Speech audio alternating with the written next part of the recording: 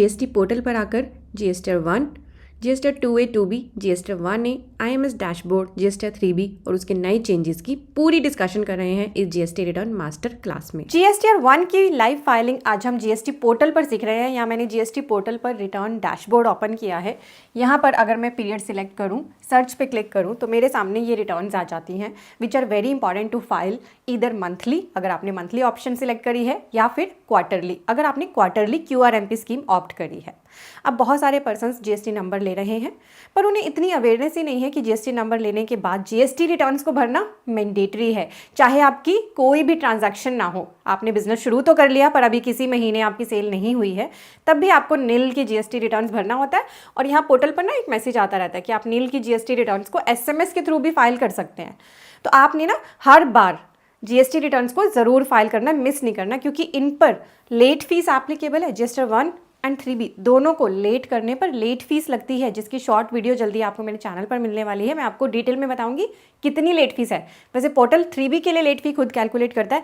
GST 1 की late fees के लिए आपके पास फ्यूचर में कभी भी नोटिस आ सकता है अगर आप रिटर्न्स को लेट करते हैं उसे रिकवर करने के। अब जीएसटी 1 और 3B में चेंजेस भी होते रहते हैं। अब नए नए चेंजेस आ रहे हैं, जैसे कि हम 3B की बात करें, 3B आपकी फ्रीज होने जा रही है। धीरे धीरे फ्रीजिंग इसकी स्टार्ट कर दी है, यानी इसके अंदर जो डेटा है, जो ऑटो पॉपुलेटेड फिगर्स हैं, उन्हें लॉक कर दिया गया है। अभी इसकी टेबल नोट करिए, टेबल 3.2 को लॉक किया है which is here on the screen, जो है इंटर स्टेट सप्लाईज जो आप करते हो अनरजिस्टर्ड पर्सन या कंपोजिट टैक्स पेयर्स को, UIN होल्डर्स को, इसे लॉक कर दिया। अब ये फिगर्स आती कहाँ से हैं? जीएसटी 1 की फिगर्स ऑटो पॉपुलेट होती हैं 3B के अंदर सेल की, क्योंकि आप जीएसटी 1 के अंदर सेल रिपोर्ट करते हो। ठीक है, अभी 3B की एक ही टेबल को फ्रीजिंग किया है। धीरे धीरे फ्यूचर में सभी टेबल्स को फ्रीज करने की बात करी जा रही है। आपकी जो ये जीएसटी 2B होती है, इससे आपका डाटा ITC का 3B में ऑटो पॉपुलेट होता है। तो काफ़ी सारी चीज़ें धीरे धीरे ऑटोमेटिक होकर 3B और आपकी 1 ऑटोमेटिक फिल होकर काफ़ी चीज़ें फ्रीज हो जाएंगी। आपको एडिट नहीं करने दिया जाएगा, सिर्फ ऐसे ही कॉलम्स को आप एडिट कर पाएंगे जिनमें डेटा को एडिट करने की रिक्वायरमेंट लगेगी। अदरवाइज आपका ये जो सिस्टम है फुल फ्लैज ऑटोमेटेड होता जा रहा है। यानी आपके लिए बड़ा इंपॉर्टेंट है कि आप जीएसटी 1 को करेक्ट भरें, क्योंकि इसके बेस पे एक तो आपकी 3B तो ऑटो पॉपुलेट हो ही रही है, साथ ही आप इसमें जो सेल रिपोर्ट करेंगे, जिस पर्सन को आपने सेल करी है उसके 2B में जाकर ये रिफ्लेक्ट होगा, तभी वो ITC ले पाएगा, तभी उसके 3B में आएगा और तभी वो ITC ले पाएगा। यानी आपकी जीएसटी 1 3B के पॉइंट ऑफ व्यू से भी बड़ी इंपॉर्टेंट है, और जिसको आपने सेल करी है B2B है अगर वो पर्सन, यानी आपके पास भी जीएसटी नंबर है और उसके पास भी जीएसटी नंबर है, तो बहुत ही रिलीवेंट है कि आप इसे बहुत ज़्यादा केयरफुली और करेक्टली फाइल करें। अगर आप ऑलरेडी काफ़ी साल से जीएसटी का काम कर रहे हैं तो हो सकता है आप जीएसटी रिटर्न्स को फाइल कर भी रहे हों। बहुत से पर्सन टेली के थ्रू ही इसे फाइल कर देते हैं या कोई और सॉफ्टवेयर यूज़ करके भी इसे फाइल कर देते हैं। बहुत सारे पर्सन्स इसे ऑफलाइन फाइल करते हैं, यानी JSN से फाइल करते हैं। दैट मीन्स ऑफलाइन मोड में आप फाइल करते हैं। कुछ पर्सन टेली से JSN बना लेते हैं, कुछ ऑफलाइन टूल यूज़ कर लेते हैं जो जीएसटी पोर्टल पर जीएसटी 1 का अवेलेबल है, या कुछ person third party software use करते हैं। देन हमारे पास तरीका है ऑनलाइन। अब आपको इसे समझ लेना है, वेदर आप ऑफलाइन भी प्रिपेयर करते हैं, आप बिल्कुल प्रो हैं, पर आप इस वीडियो को बिल्कुल एंड तक देखना, क्योंकि आपके बहुत सारे डाउट्स भी क्लियर हो सकते हैं। हम सॉफ्टवेयर पे बहुत ज़्यादा डिपेंड हो चुके हैं, आजकल AI पे डिपेंड हो चुके हैं, इसीलिए हमारी खुद की नॉलेज कम हो गई है। कई बार हम डेटा को चेक नहीं करते। वेदर कितना भी AI बेस्ड डेटा है, कितना भी ऑटोमेटेड डेटा है, उसे एक बार थॉरली चेक करना भी ज़रूरी है। और अगर आपके कंसेप्ट क्लियर होंगे तो आप थॉरली चेक करके बिल्कुल करेक्टली रिटर्न फाइल कर पाएंगे। यहाँ मैंने जीएसटी 1 का फॉर्म ओपन कर लिया है। इसके अंदर आपको ऐड रिकॉर्ड्स की ऑप्शन मिलती है, यानी इस मंथ का या क्वार्टर का जो डेटा आपने ऐड करना है उसके लिए आपके पास ये 15 टेबल्स हैं which are very important. Then आप नीचे आइए, अमेंड रिकॉर्ड डिटेल्स की भी ऑप्शन मिलती है। पिछली कोई भी गलती आप इन अमेंडेड रिकॉर्ड्स टेबल्स को यूज़ करके करेक्ट कर सकते हैं। देन हमारे पास E-इनवॉइस डाउनलोड हिस्ट्री भी होती है, यानी अगर आप E-इनवॉइस बनाने के लिए लायबल हैं तो आपका जो E-इनवॉइस आपने बनाया है सेल के लिए वो डेटा यहाँ पर फैच हो जाता है। और यहाँ पे एक्सेल डाउनलोड भी अवेलेबल है E-इनवॉइस का। ई-वे बिल से भी डेटा यहाँ पर फैच होता है, तो वो चीज़ें आप यहाँ पर यूज़ कर सकते हैं। ठीक है, अब हम टेबल्स को समझेंगे। इन जो हमारी 4 से लेकर 15 टेबल्स हैं, हम इनकी पहले डिस्कशन करेंगे। पहले थोड़ा सा बेसिक समझ लीजिए। आपको मैंने बोला कि यहाँ पे आपने क्या दिखाना है, सेल। सेल की बाइफर्केशन B2B एंड B2C। ठीक है, B2C की भी further bifurcation B2C large and B2C others. Large में ऐसे इनवॉइसेस जो इंटर स्टेट सप्लाई है और जिनकी वैल्यू 1 लाख से ज़्यादा है। तो आपको वो अलग से यहाँ पे अलग से कॉलम दिया है। B2C के लिए ये है लार्ज के लिए और अदर के लिए, और B2B के लिए ये है टेबल नंबर 4। और आप एक्सपोर्ट भी करते हो इंडिया से बाहर, अगर आप अपनी गुड्स को सेल करते हैं तो एक्सपोर्ट के लिए हमारी टेबल अलग है। देन कई बार बिजनेस करते हैं हम, तो बहुत बार हमें डेबिट नोट या क्रेडिट नोट भी बनाने पड़ते हैं, इनको भी डालने के ऑप्शन अलग है। रजिस्टर पर्सन के लिए क्रेडिट डेबिट नोट अलग डालने हैं। जो B2C लार्ज इनवॉइसेस के डेबिट क्रेडिट नोट है अनरजिस्टर्ड वाले, वो आपको यहाँ पर डालने हैं। और ये जो B2C अदर है ना, ये net of debit credit note आपको यहाँ पे डाटा डालना होता है, ठीक है। देन सर्विसेज के एडवांसेस पर भी GST एप्लीकेबल है। तो अगर आपने कोई एडवांस रिसीव किया है सर्विस का, उसका GST पे करते हुए उसे यहाँ पर दिखाएंगे, और जिस महीने उसकी इन्वॉइसिंग हो जाएगी तो वो एडजस्टमेंट के लिए आप ये टेबल 11 यूज़ करेंगे, ठीक है। देन गवर्नमेंट कहती है कि आप अपनी ऐसी सेल भी GST 1 में ज़रूर दिखाया करें जो है नील रेटेड, यानी जिस पर GST का रेट तो है पर जो है 0%, या फिर एग्जाम्प्टेड जिसको गवर्नमेंट ने एग्जाम्प्ट कर रखा है, या फिर नॉन GST सप्लाई जो GST के प्रिव्यू में ही नहीं है, जैसे पेट्रोलियम, एल्कोहलिक प्रोडक्ट्स, ठीक है, और शेड्यूल 3 की सप्लाईज वो हैं अगर आपकी, तो आपको रिपोर्टिंग ज़रूर यहाँ पे करनी, क्योंकि आप अगर GST डैशबोर्ड अपना ओपन करेंगे ना, आपको एग्रीगेट टर्नओवर वहाँ पर दिखाई जाती है, आपकी पैन इंडिया लेवल की भी एग्रीगेट टर्नओवर दिखाई जाती है। पोर्टल कैलकुलेट कैसे करता है, आप ही ने जो फिगर डाली है उसी के बेसिस पर। देन आजकल GST और इनकम टैक्स एक दूसरे के साथ डेटा को इंटरचेंज भी करते हैं, तो ये रिपोर्टिंग भी बड़ी इंपॉर्टेंट होती है। देन आपने अभी अपनी सारी सेल डाली, करेक्टली डाली, अपनी पूरी रिपोर्ट तैयार कर लीजिए। अगर आप किसी सॉफ्टवेयर से बनाते हैं तो सॉफ्टवेयर में आप अकाउंटिंग कर ही रहे होंगे। सॉफ्टवेयर तो ऑटोमेटिक आपकी GST 1 को रेडी कर ही देते हैं, पर आपको इन टेबल्स का पता होगा तो आप इजीली जो GST 1 का डाटा ऑटोमेट होकर आपके सामने आया है उसको चेक कर पाएंगे thoroughly. Now very important, HSN और डॉक्यूमेंट इशूड, पहले ये मैंडेटरी नहीं थी टेबल्स, अब मैंडेटरी है। HSN वाइज समरी के लिए लिख लीजिए, अगर आपकी B2B सेल है और टर्नओवर है अप टू 5 करोड़ तो आप 4 डिजिट HSN ज़रूर दिखाएंगे, चाहे वो HSN है या सर्विस केस में SAC है। और अबव 5 करोड़ है तो फिर तो चाहे B2B है या B2C है, दोनों ही केसेस में 6 डिजिट्स मिनिमम HSN रिपोर्ट करने ही पड़ेंगे आपको। और डॉक्यूमेंट इशूड, जो भी आपने डॉक्यूमेंट्स इशू किए हैं पूरे महीने या क्वार्टर में एज पर दिस GST 1, चाहे वो आपके इन्वॉइसेस हैं, डिलीवरी चालान है, जॉब वर्क का डिलीवरी चालान है, जितने भी आपने डॉक्यूमेंट्स इशू किए हैं सबकी डिटेल आपके डॉक्यूमेंट इशूड के टेबल नंबर 13 में जाता है। अब गवर्नमेंट कहती है कि ई-कॉमर्स के थ्रू बहुत सारे पर्सन्स बिजनेस करते हैं, इसलिए उनकी टेबल्स अलग बना रखी हैं। टेबल नंबर 14, चाहे आप अमेजन फ्लिपकार्ट के साथ जुड़ के काम कर रहे हो, ओला उबर के साथ जुड़ के काम कर रहे हो, तो आपने उनके साथ जुड़ के जो सप्लाई करी है वो आपको यहाँ रिपोर्ट करनी है। यानी आप ई-कॉमर्स ऑपरेटर नहीं हो पर उनके साथ जुड़ के अपना बिजनेस कर रहे हो, तो वो सप्लाई आप यहाँ रिपोर्ट करोगे। ओला उबर ये कंपनियां भी तो अपनी रिटर्न भरती होंगी, वो कहाँ पे दिखाएंगी अपना डेटा, टेबल नंबर 15 के अंदर। अब हम सभी ह्यूमन हैं, पूरा काम तो मशीन बेस्ड नहीं है ना, तो कई बार गलती भी हो जाती है।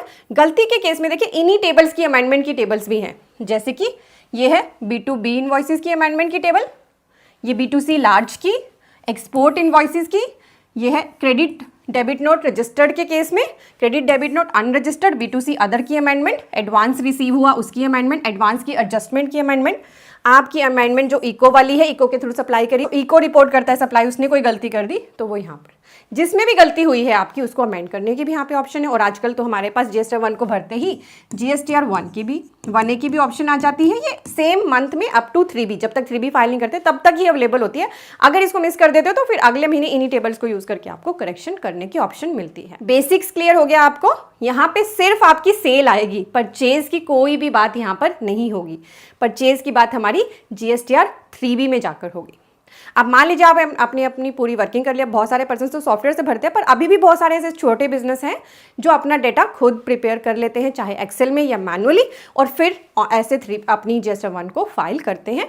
तो उनको अपनी B2B सेल इस टेबल में दिखानी है, इस पर क्लिक कर लेना, चाहे वो B2B है, SCZ है, डीम्ड एक्सपोर्ट है, वो सभी यहाँ दिखाने में करते हैं आप। तो देखिए आपको यहाँ पे ऐड रिकॉर्ड की ऑप्शन भी मिलती है, और अगर ई-वे बिल बनाए हैं वहाँ से डेटा इंपोर्ट करना है तो वो भी ऑप्शन मिलती है। अब यहाँ ना ऊपर भी कुछ ऑप्शन आ जाती है हमारे पास, कुछ टैब तो इनएक्टिव ही है, according to the GST number ये एक्टिव होती है, एंड कुछ टैब्स ऐसी हैं जैसे ये डीम्ड एक्सपोर्ट, अगर आपका जो इनवॉइस है वो डीम्ड एक्सपोर्ट की कैटेगरी में आता है तो आप इस पर टिक कर देना। अगर आपकी सप्लाई ऐसी है जिसपे रिसिपेंट टैक्स पे करेगा तो तो आप इस पर टिक कर देना। अगर आप जीएसटी में रजिस्टर्ड हैं पर आपकी सप्लाईज पे रिसिपिएंट टैक्स पे करता है तो आपको रिपोर्ट करनी होती है। जैसे जीटीए की बहुत सारी सर्विसेज पे जो टैक्स है वो रिसिपिएंट पे करता है। अगर जीटीए ने आरसीएम ऑप्ट किया हुआ तो जीटीए अपना इनवॉइस दिखाते हुए इसको टिक कर देगा और सारी डिटेल्स फिल कर देगा। जो यहाँ पे ऑप्शन है, रिसिपिएंट का जीएसटी नंबर, नाम खुद आ जाएगा। अगर आप मास्टर्स क्रिएट करते हैं तो मास्टर से आपको इजीली आइडेंटिफाई करने की ऑप्शन मिलती है। इनवॉइस का नंबर, मान लीजिए आपका इनवॉइस नंबर है 1021। इनवॉइस की डेट मान लीजिए ये है 12 जुलाई 2026, ठीक है। देन टोटल इनवॉइस की वैल्यू मान लीजिए ये है 1,18,000। ये कौन सी वैल्यू है? विद जीएसटी वाली। टोटल इनवॉइस की वैल्यू, टैक्सेबल वैल्यू आपकी अलग आएगी और जीएसटी अलग आएगा। देन आपको प्लेस ऑफ सप्लाई यहाँ पर सिलेक्ट करना होता है। उसी के हिसाब से नीचे टैक्स यहाँ पर एप्लीकेबल होता है और यहाँ पे टैक्स के रेट हैं, जिस भी रेट के अंदर डालना है। मान लीजिए आपको यहाँ पे इसे 1 लाख में डालना है तो आप यहाँ पे 1 लाख डालेंगे। 1 लाख डालते ही यहाँ पे टैक्स ऑटोमेटिक आएगा आपका। जिन पर ई इनवॉइस एप्लीकेबल होता है उनका आईआरएन डेट भी ई इनवॉइस के डेटा से जब वो फैच करेंगे तो यहाँ पर आ जाता है, ठीक है। तो आपको जितने भी आपके इनवॉइसेज हैं, अगर आपके 10, 20, 30 इनवॉइसेज हैं B2B, तो आपको एक एक करके यहाँ एंटर करने पड़ेंगे। यहाँ पे आपका जो काम है वो थोड़ा सा मैनुअल होता है, इसीलिए सॉफ्टवेयर्स को पसंद करते हैं लोग, क्योंकि सॉफ्टवेयर्स में जल्दी आपका काम हो जाता है, क्विकली वो ऑटोमेटिक डेटा आपको बना के देते हैं। देन आपके B2C लार्ज, ये वो इनवॉइसेज हैं, इनके लिए कंडीशन है, आप जान लीजिए इसको, कि एक तो ये होनी चाहिए taxable outward supply to unregistered person where place of supply is other than state where supply is located. यानी ये इंटर स्टेट सप्लाई है, किसको की है? अनरजिस्टर्ड पर्सन को।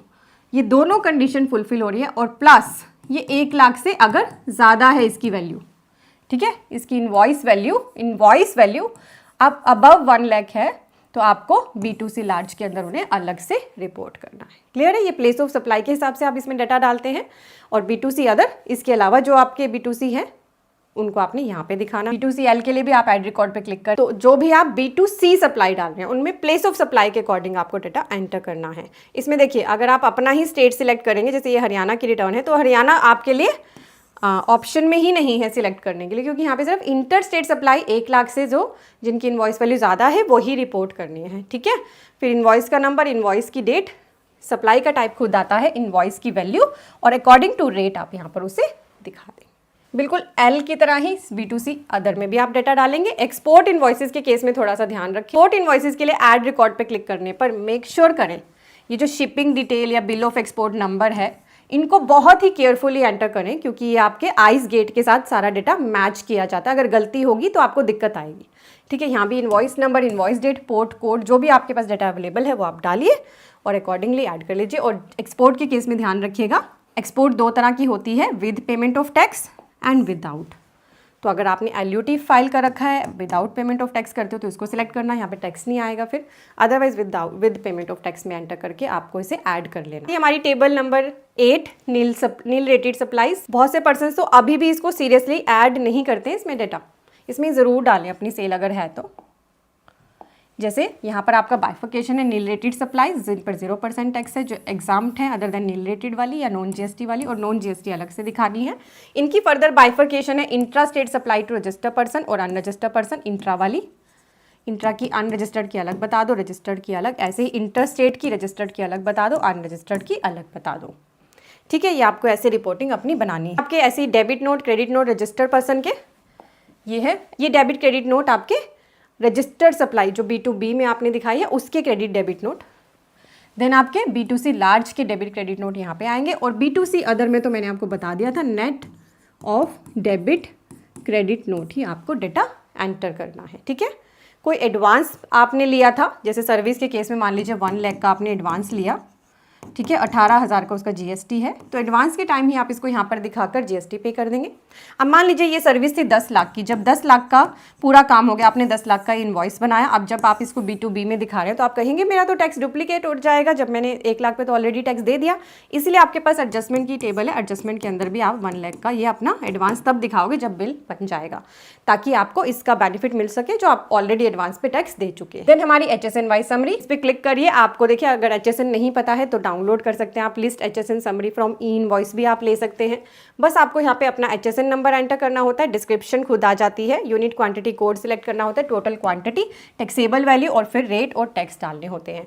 ये डेटा आपको HSN वाइज कंसोलिडेट करके बनाना होता है, बिल वाइज नहीं डलता, ये HSN वाइज या SAC वाइज आपको डालना है। B2B B2C सभी के लिए यहाँ पर आपको HSN SAC according to turnover जो मैंने आपको बताया है 5 करोड़ तक टर्नओवर था तो B2B के लिए 4 डिजिट जरूर रिपोर्ट करने और 5 करोड़ से अबव है तो फिर तो B2B B2C सभी के लिए HSN 6 डिजिट तक आपको जरूर डालने हैं। आप इंपोर्ट कर सकते हैं ई इनवॉइस से भी HSN। अब आपके डॉक्यूमेंट्स की डिटेल, कौन कौन से डॉक्यूमेंट्स की आप यहाँ पे डिटेल डालते हैं। इनवॉइसेस फॉर आउटवर्ड सप्लाईज, आपके सेल के जो आपने इनवॉइस डाले हैं। आपकी ऐसी इनवर्ड सप्लाई जो आपने अनरजिस्टर्ड पर्सन को करी है, यानी आपके जो सेल्फ इनवॉइस आप खुद सेल्फ इनवॉइसिंग करते हैं ना, वो भी इसमें आती है। RCM की जो सेल्फ इनवॉइसिंग आपने करी है वो भी आपने यहाँ पे एंटर करनी है। रिवाइज किया है किसी इनवॉइस को वो भी बताना है।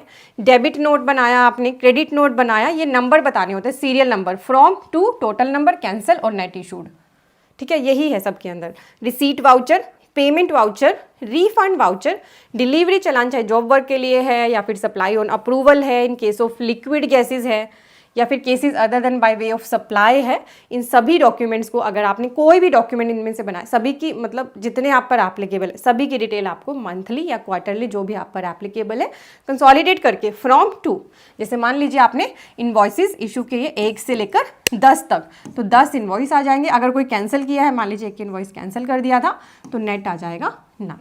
नेक्स्ट हमारी टेबल, अगर आपने सप्लाईज किए इको के थ्रू, 2 तरह के इको आपको यहाँ दिखेंगे जो आपसे TCS कलेक्ट करते हैं, जैसे Amazon, फ्लिपकार्ट, और जो ओला उबर जो सेक्शन 9(5) में कवर होते हैं, सर्विसेज जिसके थ्रू आप प्रोवाइड करते हो। इनके साथ तो आप गुड्स प्रोवाइड करते हो फ्लिपकार्ट Amazon के साथ, जिनके साथ आप सर्विसेज प्रोवाइड करते हो वो सेक्शन 9(5) में कवर है। उनकी डिटेल्स को आपने ऐड रिकॉर्ड करके अलग अलग दिखाना है।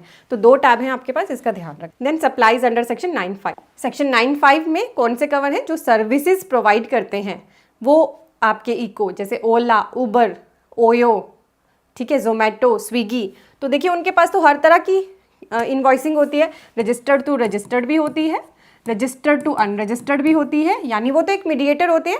एक सप्लायर होता है, एक रिसिपेंट होता है। तो सप्लायर और रिसिपेंट अगर दोनों ही रजिस्टर्ड है उनकी सप्लाईज को वो यहाँ रिपोर्ट करेंगे। सप्लायर रजिस्टर्ड है, रिसिपेंट अनरजिस्टर्ड है तो यहाँ पे रिपोर्ट होगा। सप्लायर अनरजिस्टर्ड है और रिसिपेंट रजिस्टर्ड है तो यहाँ रिपोर्ट होगा, और दोनों ही अनरजिस्टर्ड है तो यहाँ रिपोर्ट होगा। और यहाँ ऐड रिकॉर्ड करके उन्हें दिखाने की ऑप्शन है। तो ये इकोस के लिए टेबल है GST 1 के अंदर।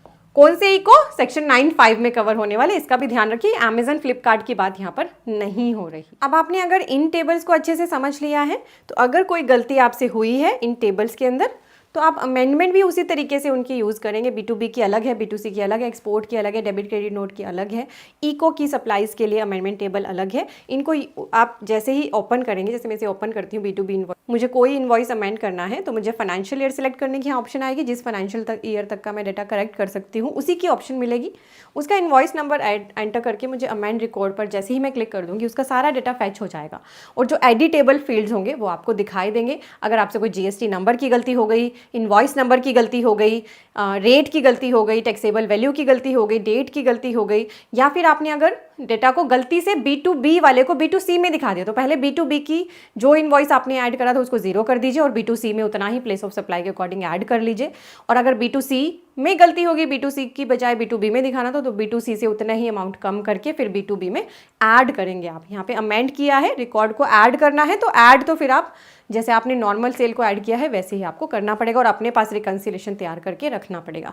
तो कोई भी गलती हो आप इसी तरह से हर एक टेबल की गलती को ठीक कर सकते हैं, बस उसका नंबर अवेलेबल होना चाहिए। इनवॉइस में गलती है, इनवॉइस का नंबर होना चाहिए। डेबिट नोट, क्रेडिट नोट में गलती है, उनका नंबर होना चाहिए, क्योंकि उसी के बेस पे डेटा फैच होगा जो आपने पहले फिल किया था। ये थी आपकी अमेंडमेंट की टेबल। ऐसे B2C लार्ज में कोई गलती हुई है, प्लेस ऑफ सप्लाई के अकॉर्डिंग आप ठीक कर सकते हैं। B2C अदर में, एडवांस के केस में आपने कोई अमेंडमेंट करनी है, इको की सप्लाईज के लिए अमेंडमेंट करनी है, वो भी ऑप्शन अवेलेबल हैं नीचे। बस जब आप पूरी GST 1 भर लें, सेटिस्फाई हो जाए, जनरेट समरी पे क्लिक करेंगे, फर्दर आपके पास आगे इसको EVC से भरने की या DSC से भरने की ऑप्शन आ जाए। GST की मोस्ट इंपॉर्टेंट रिटर्न्स हैं GSTR 1 एंड GSTR 3B, क्योंकि ये हर एक नॉर्मल टैक्स पेयर के लिए एप्लीकेबल है। और GSTR 3B के अंदर एक बहुत इंपॉर्टेंट लेटेस्ट चेंज अनाउंस हुआ है कि जो आपकी GSTR 3B है उसके अंदर 2 डेटा ऑटो पॉपुलेट होते हैं। एक डेटा ऑटो पॉपुलेट होता है सेल का GSTR 1 से, और एक डाटा ऑटो पॉपुलेट होता है ITC का GSTR 2B से। जल्दी ही आपके ये डेटा लॉक कर दिए जाएंगे। लॉक करने का मतलब ये फील्ड्स अभी आपके लिए एडिटेबल होते हैं। 3B में जो भी वैल्यूज आ रही हैं ऑटोमेटिक, वो अभी आपके लिए एडिटेबल होती हैं। बट जल्दी ही जीएसटी पोर्टल बोल रहा है कि 3B में आपकी जो ऑटो पॉपुलेटेड वैल्यूज हैं वो आपको एडिट करने नहीं देगा। दैट मीन्स आपकी जो GSTR 1 है वो करेक्ट फाइल होनी चाहिए, और आपका जो सप्लायर है जिसे आपने परचेज करी है, मेक श्योर करें वो भी अपनी GSTR 1 को सही फाइल करे, ताकि उसके बेस पर जो 2B में आपका क्रेडिट आए वो करेक्ट आए, है ना। और हमारे पास 2B के लिए एक IMS भी आ गया, ITC के लिए तो फिर भी हमारे पास IMS आ गया है। बट अगर हम यहाँ पे lock value of the sale की बात करें तो सेल आप खुद दिखाते हो अपनी GSTR 1 में। अगर GSTR 1 में ही गलती हो जाए तो उसका भी सॉल्यूशन आपको दे दिया गया है, आपकी नई return GSTR 1 capital A. But ये रिटर्न आपके पास कुछ लिमिटेड टाइम के लिए अवेलेबल होती है। कब तक? जब तक आप 3B फाइल नहीं कर देते। अगर आपने GSTR 1 को फाइल करते ही साथ ही 3B भी फाइल कर ली तो आपके पास GSTR 1 की ऑप्शन ही नहीं आएगी, ठीक है। तो आपको ये ध्यान रखना है कि एक तो कभी भी GSTR 1 भरो तो 3B और GSTR 1 में थोड़ा सा गैप ज़रूर रखो, ताकि अगर कोई गलती आपको आइडेंटिफाई हो जाए GSTR 1 के अंदर तो आपके पास GSTR 1A को यूज़ करके उसको करेक्ट करने की ऑप्शन हो। तो अब आपके लिए GSTR 1A भी उतनी ही रिलीवेंट है जितनी आपकी और रिटर्न्स, क्योंकि जल्दी ही आपको इस नए सिस्टम में जाना है जब आपकी 3B की वैल्यूज लॉक हो जाएंगी।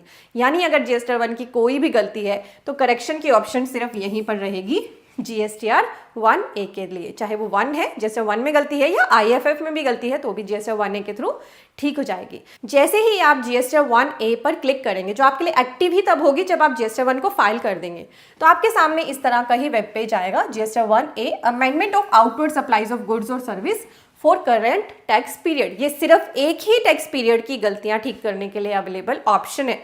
अगर आपको ये मिस हो जाए आपसे GSTR 1A फाइल करना, ठीक है, आप इसमें गलती ठीक नहीं कर पाओगे तो आपको अगली GSTR 1 में ही फिर अमेंडमेंट्स करनी पड़ती हैं। तो ये GSTR 1A का फॉर्म बिल्कुल रेप्लिका है आपके GSTR 1 का। सिमिलर टेबल्स हैं। मैं आपको थोड़ा इस तरह अगर दिखाऊं तो आपको लगेगा कि ये GSTR 1 ही ओपन है, क्योंकि कोई भी डिफरेंस है ही नहीं। बिल्कुल सारी वही टेबल्स हैं। GSTR 1 की पहली टेबल होती है 4A 4B। यहाँ पर आप अपने B2B इनवॉइसेस या SCZ इनवॉइसेस को रिपोर्ट करते हो। यही सेम रिपोर्टिंग की टेबल आपको GSTR 1A में दी है। 5 के अंदर B2C लार्ज इनवॉइसेस को दिखाने की option, table number 6A export invoices, B2C others, then आपकी नील रेटेड सप्लाईज, क्रेडिट या debit note unregistered, advance received, adjustment of advance, HSN wise summary. तो इसका एक बेनिफिट ये भी है, बहुत सारे पर्सन्स कई बार GSTR 1 भरने के बाद याद करते हैं कि हमें HSN वाइज डिटेल तो डाली ही नहीं, या हमने डॉक्यूमेंट इशूड तो डाला ही नहीं। Then supplies made to e-commerce operator and supplies under section 95। तो अगर आप अपनी GSTR 1 में कोई सप्लाई दिखाना पूरी तरह से भूल गए हैं, दिखाई ही नहीं, तो इन टेबल्स को सिलेक्ट करो जिसकी भी सप्लाई थी, जिस भी तरीके की सप्लाई थी, B2B, B2C, लार्ज एक्सपोर्ट या ई-कॉमर्स ऑपरेटर की सप्लाई, वो आप यहाँ पे दिखा दो। डेबिट नोट थे, क्रेडिट नोट थे। और अगर आपसे गलती हो जाए रिकॉर्ड को डालने में तो अमेंड रिकॉर्ड डिटेल्स की टेबल्स को यूज करना। अमेंड रिकॉर्ड के अंदर पहली टेबल होती है 9A amend B2C large invoices. तो आपको इस पे क्लिक करना अगर B2C लार्ज इनवॉइस में गलती हुई है। यहाँ पे आपसे फाइनेंशियल ईयर, रिटर्न का पीरियड, ये ऑटोमेटिक आएगा। 1A के केस में आप सिलेक्ट कर ही नहीं सकते क्योंकि वो आपके करंट पीरियड की रिटर्न होती है।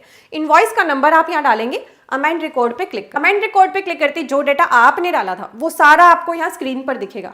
फिर जो एडिटेबल फील्ड्स हैं, सभी फील्ड्स एडिटेबल नहीं है, जो एडिटेबल फील्ड्स हैं उनमें से जिस भी फील्ड को आप करेक्ट करना चाहते हैं, टैक्सेबल वैल्यू से लेकर अमाउंट, इनवॉइस की वैल्यू, इनवॉइस की डेट, सभी को आप करेक्ट कर सकते हैं। वो करेक्ट करें और सेव पर क्लिक कर दें। आपका जो आपने इनवॉइस फिर डाला, सेव किया, वो आपको यहाँ पर जैसे नंबर 1 जितने भी करेंगे वो अकॉर्डिंगली वैल्यूज यहाँ पे चेंज होती रहती हैं। ऐसे ही फिर एक्सपोर्ट के इनवॉइसेस को अगर आपने करेक्ट करना है तो वो आपको इनवॉइस नंबर डाल के अमेंड रिकॉर्ड पे क्लिक करना है। तो इस तरह से आप अमेंड रिकॉर्ड्स को यूज़ करके कोई भी करेक्शन करनी है आपको, जो आपसे गलती होगी GSTR 1 में, उसको कर सकते हैं। सारी अमेंडमेंट्स करने के बाद जब आप सारी अमेंडमेंट्स कर लें तो आपके पास ये टैब्स होते हैं सबसे नीचे, रीसेट या जनरेट समरी। अगर आपको लगे कि मुझसे इसमें भी कोई गलती होगी या मुझे रीसेट करना है सारा डेटा, वो भी ऑप्शन है। जनरेट समरी करनी है, वो भी ऑप्शन है। जनरेट समरी पे क्लिक करते ही आपके सामने मैसेज आ जाता है। देन आपके पास ऑप्शन आ जाती है प्रोसीड टू फाइल करने की। प्रोसीड टू फाइल करते हैं आपके पास download GST 1A summary PDF या कंसोलिडेटेड PDF की ऑप्शन आती है और यहाँ पे फाइल स्टेटमेंट का टैब होता है। आप चाहें तो ये अपने पास डाउनलोड करके एक बार चेक कर ले। आप आगे जाएंगे तो आपको एक पूरा प्रीव्यू मिलेगा आपकी GST 1A का, जो भी आपने चेंजेस किए होंगे आप उसको थॉरली चेक कर सकते हैं। इस तरह से आपको व्यू मिलता है GST 1 में क्या दिखाया, 1A में क्या दिखाया, तो ये बहुत हेल्पफुल डॉक्यूमेंट होता है आपके लिए। एंड देन आपके पास फाइल विद DSC या EVC की ऑप्शन आती है और उसको यूज़ करके OTP एंटर करके आपका GST 1A स्टेटस फाइलिंग में आपको शो होने लगता है। आप GST पोर्टल पर अपने रिटर्न डैशबोर्ड पर आने के बाद ये दो ऑटो ड्राफ्टेड डिटेल्स देखते हो, which are auto drafted statements GSTR 2A and GSTR 2B. This is auto drafted details for view only. This is auto drafted ITC statement for the month or quarter. ये दोनों आपको भरनी नहीं होती हैं, ये ऑटोमेटिक पोर्टल पर generate होती हैं। तो बहुत सारे पर्सन्स 2A एंड 2B के बीच में कंफ्यूज रहते हैं, हम किसे यूज़ करें इनपुट टैक्स क्रेडिट लेने के लिए, किसकी रिलेवेंस ज़्यादा है, ये दोनों अलग अलग हैं या सिमिलर ही हैं। तो आज पूरा कंसेप्ट 2A एंड 2B का बहुत ही ईजी लैंग्वेज में इस वीडियो में आपके साथ डिस्कस कर रही हूँ। पहले बात करेंगे GSTR 2A के बारे में। ये आपकी डायनामिक स्टेटमेंट है। डायनामिक का मतलब होता है बदलते रहने वाली, ये रियल टाइम डेटा के साथ बदलती रहती है। इसको समझाने से पहले मैं आपको एक एग्जाम्पल देना चाहूँगी। सोहन एंड रोहन, ये था सेलर, ये था रिसिपेंट, यानी इसने करी सेल, इसने करी परचेज। ठीक है, जब सेल करी सोहन ने, उस सेल को उसने दिखाया अपनी GSTR 1 के अंदर। जैसे ही सोहन ने अपनी GSTR 1 भरी, वो रोहन की GSTR 2A एंड 2B में रिफ्लेक्ट होने लगी। किसमें? 2A एंड 2B में।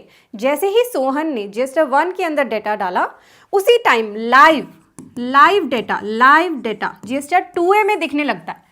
That is why this is dynamic statement. Even अगर सोहन ने अभी GSTR 1 को फाइल नहीं करा होगा, सिर्फ डेटा को डाल के छोड़ दिया होगा, तो भी GSTR 2A में रोहन देख पाएगा कि उसकी वो एंट्री रिफ्लेक्ट हो गई है।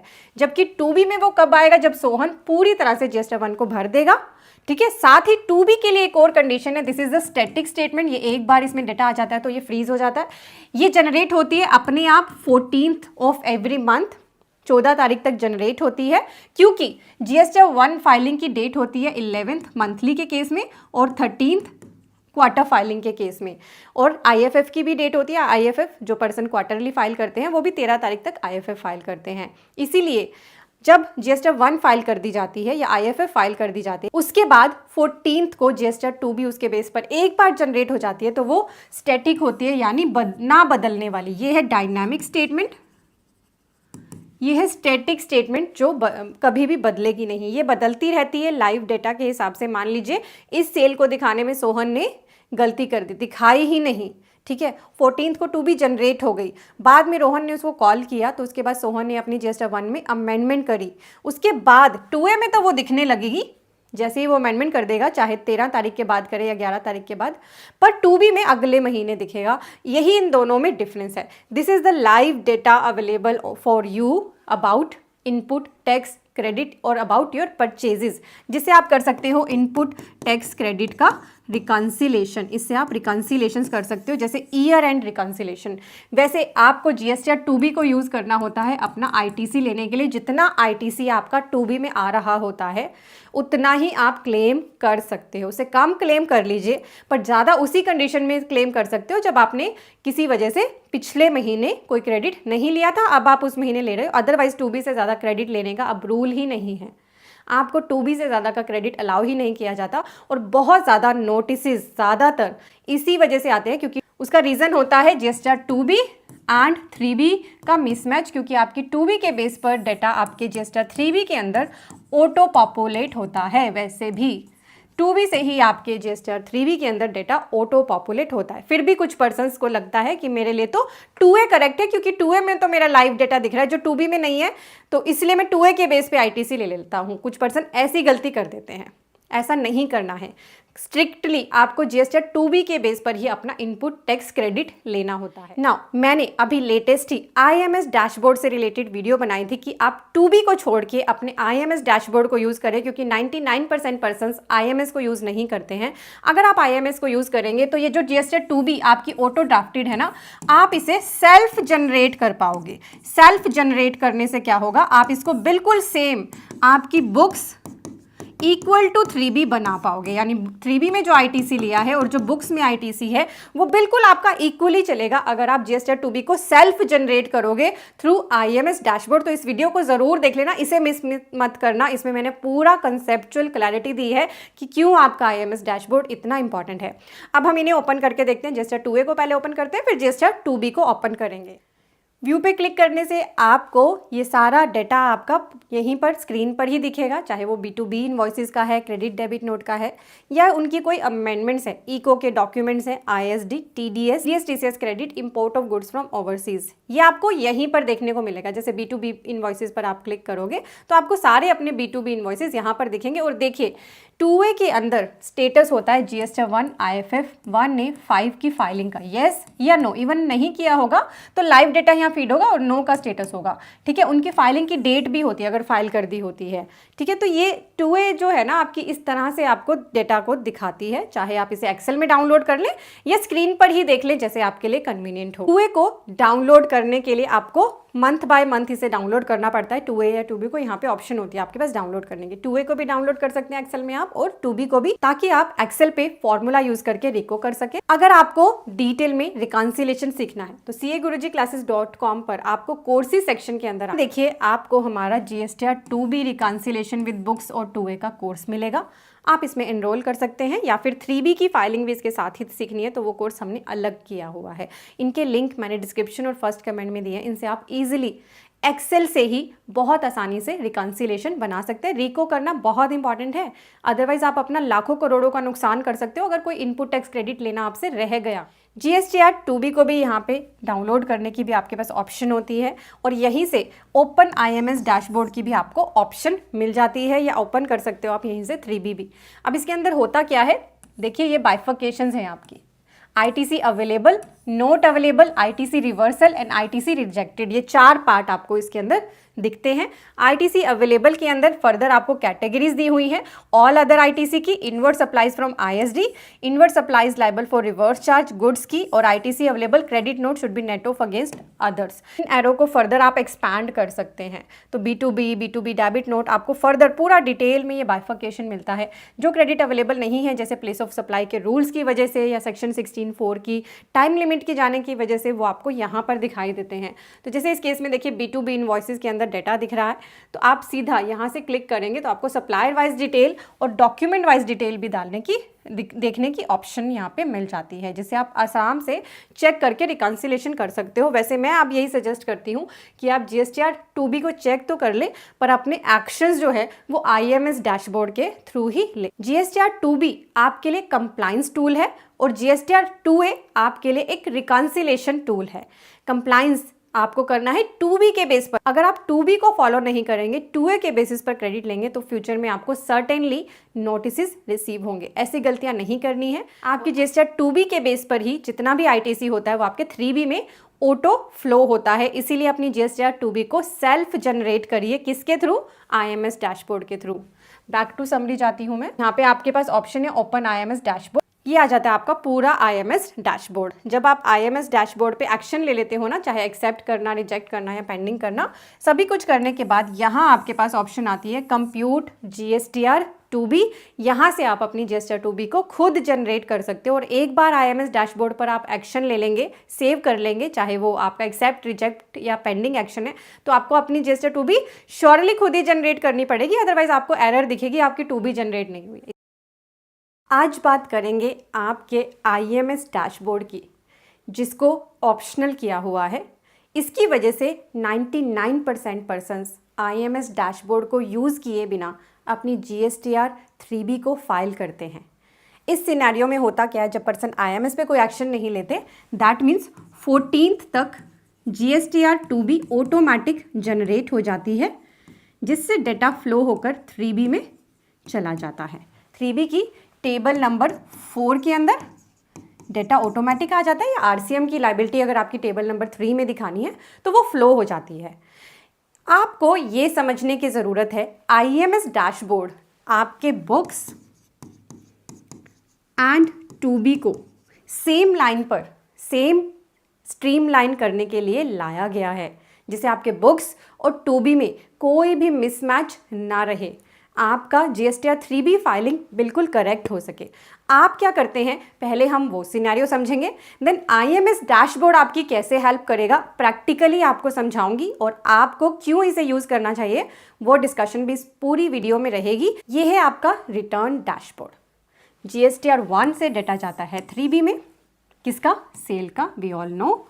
अब तो टेबल नंबर 3.2 3B की फ्रीज कर दी गई है, इसका डेटा नॉन एडिटेबल है, आप इसको एडिट कर ही नहीं सकते। वो डेटा का आता कहाँ से, जीएसटीआर 1 में जो आपने सेल दिखाया है उसके बेस पर।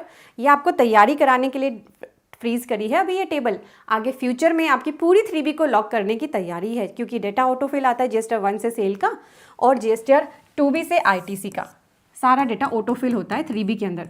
तो गवर्नमेंट ये तैयारी कर रही है कि क्यों ना इस जो डेटा आ रहा है ऑटोफिल होकर उसको फ्रीज कर दिया जाए, बस ऐसी टेबल्स को छोड़कर जहां पर एडिट की रिक्वायरमेंट है, और सारे डेटा को लॉक कर दिया जाए ताकि पर्सन कोई भी गलती ना करे, गलतियों की गुंजाइश कम हो जाए और गवर्नमेंट का भी कोई भी नुकसान ना हो। यहाँ पर मैंने ओपन करी है टेबल नंबर 4। अब हम समझेंगे आप वर्किंग अभी तक कैसे करते हैं, क्योंकि आईएमएस डैशबोर्ड तो आप यूज़ नहीं करते हैं, तो आपकी जीएसटीआर 2B ऑटोमेटिक जनरेट होकर यहाँ पर ऑटो फिल कर देती है डेटा को, जैसे ऑल अदर आईटीसी के अंदर जो ये आईजीएसटी, सीजीएसटी और एसजीएसटी का अमाउंट आ रहा है, ये ऑटो फिल हुआ है जीएसटीआर 2B से। ये आप तो आईएमएस पे एक्शन नहीं लेते, तो जो भी आपके लिए यहाँ इनवॉइस होते हैं आईएमएस में, सभी को डीम्ड एक्सेप्टेड मानकर 2B से डेटा यहाँ पर आ जाता है। अब एक सिनेरियो लेते हैं, आपकी 2B एंड बुक्स मैच नहीं करती हैं। क्यों नहीं करती हैं, क्योंकि आपके जीएसटीआर 2B के अंदर तो अमाउंट आ रहा है आईजीएसटी का 91146, पर आपकी बुक्स के हिसाब से ये है 87,146, यानी 4,000 का डिफरेंस है। क्यों है, क्योंकि कुछ इनवॉइस आपकी बुक्स में रिकॉर्ड ही नहीं हुए हैं, क्योंकि वो इनवॉइस अभी या तो अप्रूवल की प्रोसेस में है, या ऐसे हो सकते हैं जिनकी गुड्स एंड सर्विसेज अभी आपको रिसीव ही नहीं हुई हैं, तो इसलिए आपने बुक्स में उन्हें दिखाया ही नहीं है, जबकि आपने क्योंकि परचेज तो कर ली थी, रिसीव नेक्स्ट मंथ में हुई है, तो आपने जिसे परचेज करी है उसने अपनी जीएसटीआर 1 भरी, उसके बेस पर 2B में डेटा आ गया।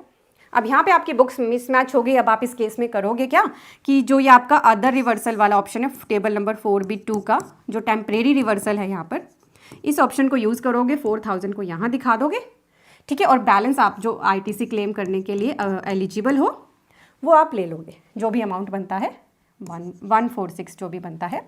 एंड देन जब फ्यूचर में इस 4,000 को रिक्लेम करोगे तो 4D में भी रिपोर्ट करोगे, और ऑल अदर आईटीसी में जो उस टाइम पे आईटीसी आया होगा उसके साथ ऐड करके दिखा दोगे। इससे क्या हुआ, आपने हिट किया यहाँ पर अपने कौन से लेजर को, ITC reclaimed and reversal statement को, जिसके लिए अब एक वार्निंग मैसेज आ गया कि उसके अंदर जितना क्लोजिंग बैलेंस है ना, अगर उससे ज़्यादा का अमाउंट आप क्लेम करोगे तो आपकी 3B को ब्लॉक कर दिया जाएगा, आपको 3B भरने ही नहीं दिया जाएगा। एंड इवन पास्ट में भी अगर आप उसके क्लोजिंग बैलेंस से ज़्यादा का अमाउंट क्लेम कर चुके हो तो उसको आपको अब पे करना है या रिवर्स करना है, आपके लिए वार्निंग आ चुकी है। इस लेजर को हिट करना अब आपके लिए वार्निंग साइन है। आपको ऐसा करना ही नहीं पड़ेगा अगर आप आईएमएस डैशबोर्ड पे एक्शन लोगे। वो कैसे होगा अब मैं आपको सिनेरियो अभी समझाऊंगी। दूसरा केस क्या हो सकता है, यहाँ तो मैंने बताया आपके 2B में तो डेटा ज़्यादा था, ये 2B का डेटा था या आपके बुक्स का डेटा था।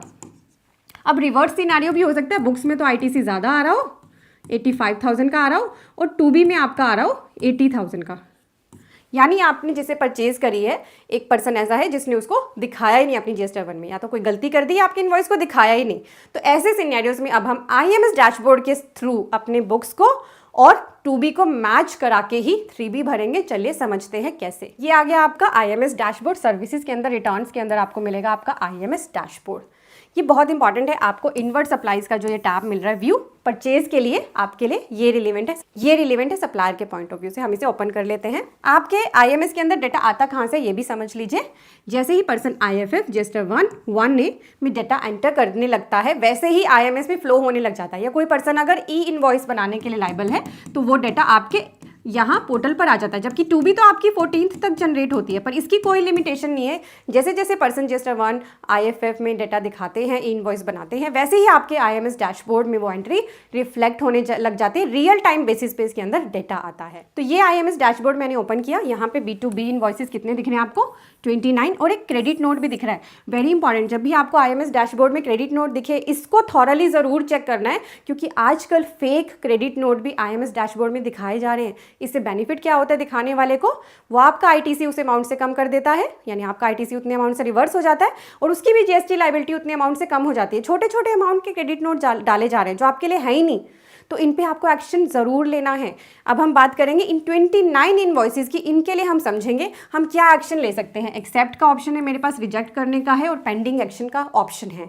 ठीक है, आप ओपन करोगे तो आपको डिटेल भी दिख जाती है। यहाँ पे आप IMS को डाउनलोड भी कर सकते हो एक्सेल में रिकन्सिलेशन करने के लिए। एक्सेल में फॉर्मूला लगा के ईजिली हो जाता है, और आजकल तो चैट GPT को यूज़ करके भी आप ये काम करा सकते हैं। तो अब इन 29 इनवॉइसेस का ना एक ब्रेकअप बताती हूँ आपको। इनका ब्रेकअप ये है कि 19 इनवॉइसेस तो मेरे बिल्कुल करेक्ट हैं, जिनका मुझे ITC एक्चुअली लेना है और मेरी बुक्स में भी आ रहे हैं। ठीक है, इसमें से 5 इनवॉइसेस मेरे ऐसे हैं जो अप्रूवल की प्रोसेस में है, मेरी बुक्स में नहीं है, और जिनके लिए गुड्स या सर्विस अभी रिसीव नहीं हुई है। ठीक है, देन मेरे 4 इनवॉइसेस ऐसे हैं जिनका क्रेडिट मेरे लिए एलिजिबल नहीं है, इनएलिजिबल है। मैं लिख भी देती हूँ, ये इनएलिजिबल है। ये मेरे बिल्कुल मैच्ड इनवॉइसेस हैं, बुक्स और 2B बिल्कुल मैच्ड हैं। ये 5 मेरे अभी बुक्स में नहीं है, नोट इन बुक्स। ठीक है, यहाँ मेरे ये इनवॉइसेस, और जो बाकी इनवॉइसेस है ना, एक इनवॉइस मुझे ऐसा दिख रहा है जो बिलोंग ही नहीं करता मुझसे, नोट बिलोंग, जो एक्चुअली हमारा है ही नहीं। ठीक है, अब आपको इसे अपनी बुक्स और 2B को मैच करने के लिए IMS पे एक्शन लेना है।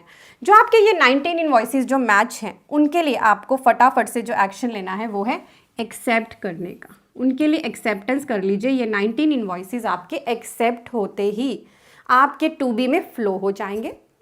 एक्सेप्ट करोगे आप, फिर 2B जब जनरेट करोगे फाइनली तो फ्लो हो जाएंगे। कौन सी टेबल में? 3B की टेबल नंबर 4 के अंदर। देन जो ये 5 इनवॉइसेस जो मेरी बुक्स में है ही नहीं, इनके लिए मैं पेंडिंग की ऑप्शन को यूज़ करूँगी। ऐसा करने से क्या होगा, ये मेरे इस मंथ की IMS के अंदर रिफ्लेक्ट, ये मेरी इस मंथ की 2B में नहीं आएंगे, मेरी इस मंथ की 2B से हट जाएंगे और IMS में अभी पेंडिंग रहेंगे जब तक मैं फ्यूचर में इनको एक्सेप्ट या रिजेक्ट नहीं कर देती हूँ। फ्यूचर में जैसे ही मैं इनको एक्सेप्ट करूँगी, और बुक्स में भी मैंने उसी मंथ एंट्री करी होगी जिस मंथ मुझे गुड्स या सर्विस रिसीव हो जाएंगे, इनवॉइस मेरे अप्रूव हो जाएंगे, तो मेरी उस मंथ की 2B और बुक्स भी फिर मैच हो जाएगी। क्लियर हो गया? तो पेंडिंग रखूँगी क्योंकि मेरी बुक्स में नहीं है, फिर इनको एक्सेप्ट कब करूँगी, जब फ्यूचर में या तो एंट्री हो जाएगी या गुड्स एंड सर्विस रिसीव हो जाएंगी। क्लियर हो गया आपको? देन जो 4 इनवॉइसेस मेरे लिए इनएलिजिबल है, ये मेरे ब्लॉक क्रेडिट थे, ब्लॉक है इनका क्रेडिट सेक्शन 17(5) की कंडीशंस की वजह से। क्या मैं इनको रिजेक्ट कर दूंगी? क्या मैं इन 4 इनवॉइसेस को रिजेक्ट कर दूंगी? नहीं, रिजेक्ट टैब को 50 बार सोच के ही आपने यूज करना है। इसके केस में आपको इन 5 इनवॉइसेस को भी, यानी टोटल 24 इनवॉइसेस को एक्सेप्ट कर लेना है। क्या करना है? एक्सेप्ट कर लेना है इन 24 इनवॉइसेस को भी। लॉजिक अभी मैं 3B की टेबल नंबर 4 में जाके अभी आपको बताऊंगी। और जो बाकी बचा ये एक इनवॉइस जो मुझसे बिलोंग ही नहीं करता, इसको मैं रिजेक्ट कर दूंगी, इस इनवॉइस को मैं रिजेक्ट कर दूंगी। ऐसा करने से मैंने क्या किया, सारी चीज़ें मेरी बुक्स के साथ मैच हो गई। ठीक है, अब मैं आपको ये लॉजिक बताती हूँ कि मैंने इनएलिजिबल ITC को एक्सेप्ट क्यों किया। चलिए 3B पर चलते हैं। फिर से आ गए हम GSTR 3B की टेबल 4। ध्यान रखिए मैं क्या ओपन कर रही हूँ, इस चीज़ का ध्यान रखिए। यहाँ पर क्योंकि मैंने सभी 24 इनवॉइसेस को एक्सेप्ट कर लिया, जिसका मेरा ITC यहाँ पर फ्लो हो गया, पर इसमें से मेरे 4 इनवॉइसेस के अगेंस्ट 10,000 का ITC ऐसा है जो मैं ले ही नहीं सकती, पर वो मेरे यहाँ पे फ्लो हो गया, 4A5 टेबल के अंदर आ गया।